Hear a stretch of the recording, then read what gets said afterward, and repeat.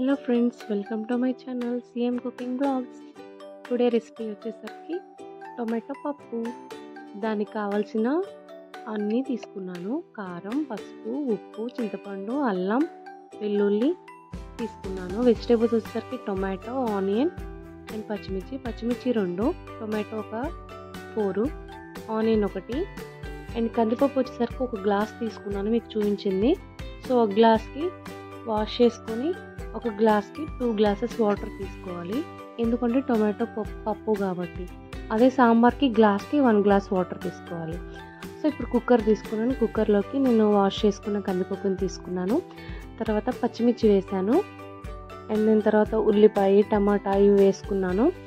అంతకుముందు షార్ట్ వీడియోలో చెప్పాను కదా మీకు, అంటే అల్లం వేసుకుంటే డైజెషన్ అవుతుంది, ఎసిడిక్ అలాంటివి ఏమి ఉండవని చెప్పేసి.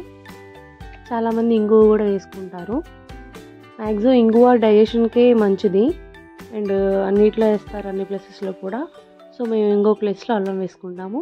వెజిటేబుల్స్ వేసుకున్న తర్వాత పసుపు 1/2 స్పూన్, కారం 1 స్పూన్, చింతపండు ఒక చిన్నది అండ్ కొత్తిమీర, అల్లం ఒక చిన్నది ఒకటి, కరివేపాకు రెమ్మలు తీసుకొని బాగా కలపాలి. కలిపిన తర్వాత సో స్టవ్ వెలిగించి మనం కుక్కర్ మూత పెట్టేసుకొని సో విజిల్ అనేది సెట్ చేసుకోవాలి.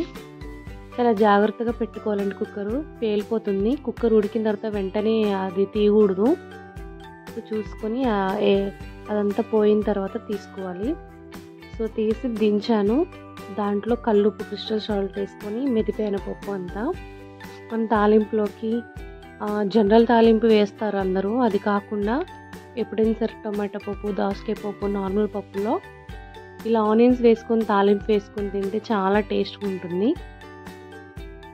మీరు ఎవరైనా ట్రై చేయని వాళ్ళు ఉంటే తప్పకుండా ట్రై చేయండి, టేస్ట్ అనేది చాలా బాగుంటుంది.